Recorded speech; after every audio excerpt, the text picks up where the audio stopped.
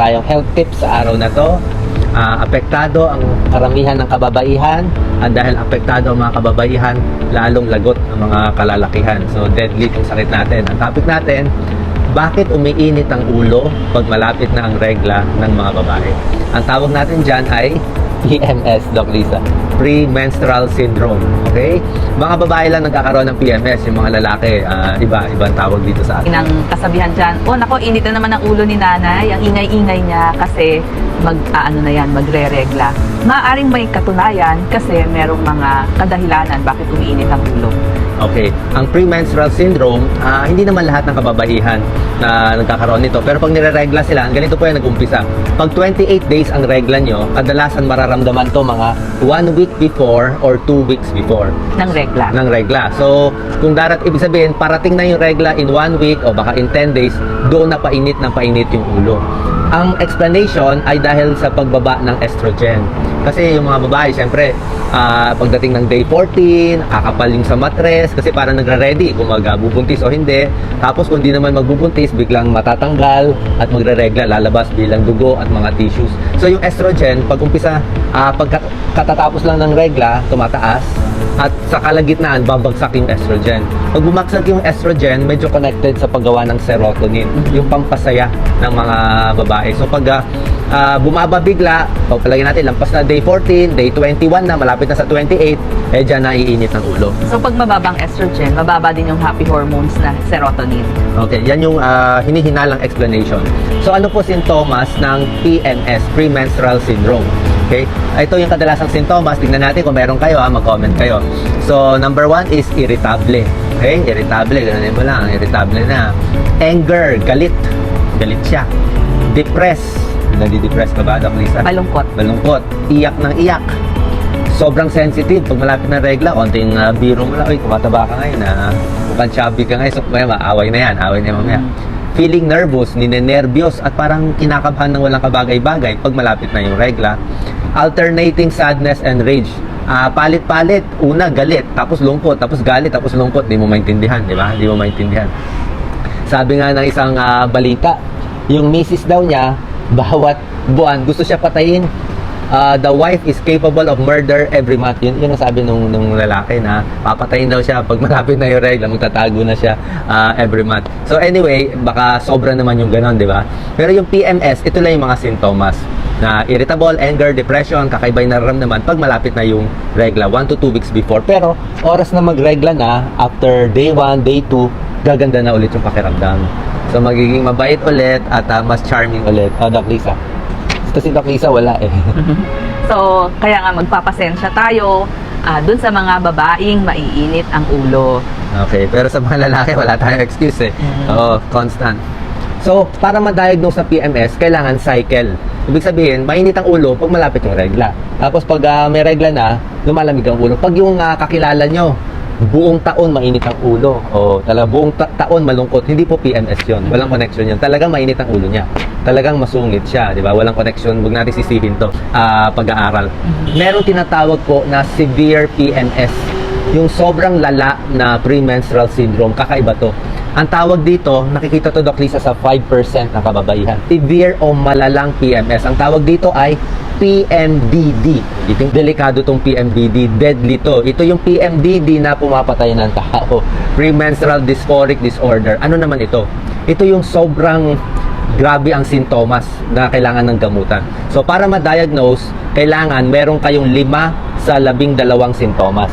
So magbibigay ako ng 12 symptoms dito, bilangin nyo, kung makakalima kayo dito, Doc Lisa sa American Psychiatric Association.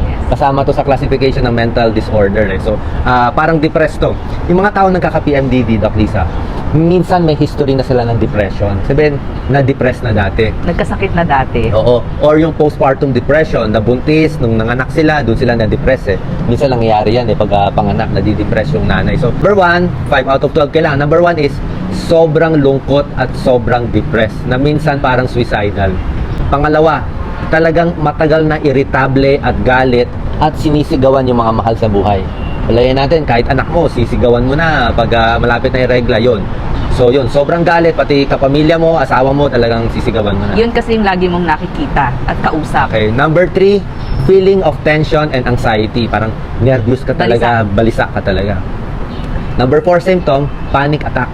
Yung panic attack talagang nanginginig na, umuupo na lang sa tabi, hindi na makagalaw, yon panic attack. Nervyos. Number 5, mood swings. Yung mood, paiba-iba talaga. Minsan tatawa, minsan magagalit, minsan gusto ka, minsan ayaw ka, hindi mo alam ano nangyayari. Mood swings yon. Number 6, umiiyak na talaga. Kita nyo, may luha na talaga siya. Ito pag malapit ng regla. Ganun. Number 7, wala nang gana sa buhay. Wala nang gana sa trabaho, sa maglinis, sa mag-ayos. Wala na siyang paki. 8, hindi na makaisip, hindi na makafocus. Hirap na mag-isip, magdesisyon. Number 8 yon. Number 9, feeling out of control or overwhelmed. Parang nawawala siya sa sarili niya. Parang wala na siyang control. Parang, ano ba to? Mababaliw na ba ako? Parang gano'n. Number 9 yan. Number 10, fatigue.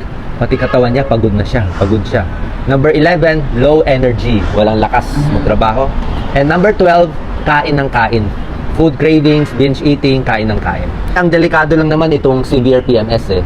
Okay, isa-shortcut ko na, itong severe PMS ng PMDD, kailangan po magpakonsulta sa psychiatrist at malamang kailangan uminom ng gamot. Ito kailangan nila konting gamot na pantulong na may antidepressant eh. Yun ang proven eh. So may gamutan po dyan. May gamutan dyan. Kasi mababa na talaga yung serotonin nila, nagkukulang yung chemical sa utak. Sa ordinaryong PMS, pwede rin naman sa mild, moderate, or severe PMS, meron tayong mga home remedies na pwede natin gawin. Diba, Doc Lisa? Para malampasan. Unang-una, pwede mag-exercise. Diba? Malaking tulong ang exercise para tumaas yung endorphins natin, mababawasan yung PMS, gaganda rin yung energy. Pangalawa, pagkakain konti-konti lang, ha? Small frequent feedings, huwag masyado magpapabusog. Kasi pag busog, Doc Lisa, yung blood sugar mag-up and May down. swing din. Oo, kaya ayaw mo masyado umakyat yung blood sugar mo, bababa, di ba, babagsak, sugar high ka, kaya huwag din masyado sa pagpagkain din, ingat din sa alak. Okay? Alak kasi depressant yung alak. Eh. Nakakalungkot yung alak. Alak is a depressant. Kala nyo lang pampasaya pero hindi kita mo. Madidepress yung mga alcoholic. Sa kape, iwas din kasi nagugulo yung mood mo eh. Matatamis. Katulad na sinabi ko, kung sobrang tamis ang kinakain, eh nag-up and down yung blood sugar. Kaya yung mood mo lalong magloloko. Yung mga sitsirya, maalat, matatamis, syempre maganda iwasan din. Ito po ang magandang supplement or gamutan ayon sa pag-aaral. Okay? Ayon sa pag-aaral, alam niyo naman, balance tayo. Wala tayong na-endorse dito. Talagang scientific study to eh. Ayon sa isang 2009 double-blind clinical trial na nakita nila sa PMS na re-report to, parang nakakatulong daw yung calcium supplement. Okay? Kahit anong calcium, kahit anong brand, calcium supplement, ang binigay nila doon sa pag-aaral ng mga college women 2009, 1,000 milligrams of calcium. So, isang tableta twice a day. 500 milligrams calcium twice a day. Pero may nabasa din ako na 1,200 milligrams eh. Pero sa mga Pilipino, total, hindi naman ganun tayo kalaki, kataba. Pwede na yung 1,000 milligrams. Tapos, bukod sa calcium, Sa pagkain pwede din. Yes. Oo, ang mayaman sa calcium, yung mga tulya, tunsoy, salinyasi, dilis, alamang, gatas. gatas. Oo, yung mga ice cream, keso. Pag hindi kayo pwede sa gatas, tulad ko, pwedeng mga nuts, mani, di ba? Yes. Alam mo, sa mani, o yung mga soy milk or almond milk. Soya, munggo, Soya, pwede berdeng rin. gulay. So, kailangan mataas sa calcium, maganda rin sa buto, pang-kontra din sa PMS. Ayon din sa ibang mga experts, may tulong din yung mataas ang magnesium tsaka sa vitamin E para naman sa sintomas din ng PMS. Di ba, minsan sumasakit ang puson, di ba? Alam ko, pag malapit ng regla, Doc Lisa, ano ba yung mga symptoms? Masakit din ng sa breast? Sa breast. So, magnesium, ito yung mga dairy products, katulad nga nung gatas, ice cream, keso, tapos yung mga mustasa, mayaman yan sa magnesium. Yung root crops, yung ating mga kamote, kamoteng kahoy, mayaman din yan sa magnesium. Tsaka vitamin E, may tulong din daw yung vitamin E. So, pero ang pinaka-proven yung calcium supplements para sa premenstrual syndrome. Yung magnesium vitamin E, pwede nyo kunin sa kung may tableta, kasama sa multivitamin, or pwede naman sa pagkain na lang. So ito, exercise, konti lang kain, gawing healthy yung pagkain, at stress management. Kung kaya nyo mag-relax talaga sa kwarto, kung iba nag-yoga, nag-meditate, deep breathing, minsan yung mga grupo, nag-uusap-usap, may tulong dito. So, stress and anger management. Yes, at sapat na tulog at sapat na pahinga. Tingin ko malaking part din sa PMS ng babae yung asawa, yung partner, yung lalaki, di ba? Sila naman ang nagtitiis dito. Tsaka huwag na rin gagalitin si Mrs., di ba? Huwag na lang bigyan ng time na pang galit, Doc Lisa. Kung mabigat yung trabaho niya, marami siyang problema, maraming iniintindi, maaaring dumagdag pa yon sa cause ng kanyang PMS. Tama. Tapos pag masakit naman ang puson, di ba iba nagkakaroon ng masakit ng puson pag may regla, pwede rin yung mga exercise na sinasabi, Pwede rin yung hot water bag. Maliligo din ng maligamgam na tubig. Shower. Warm shower, may tulong Or yun.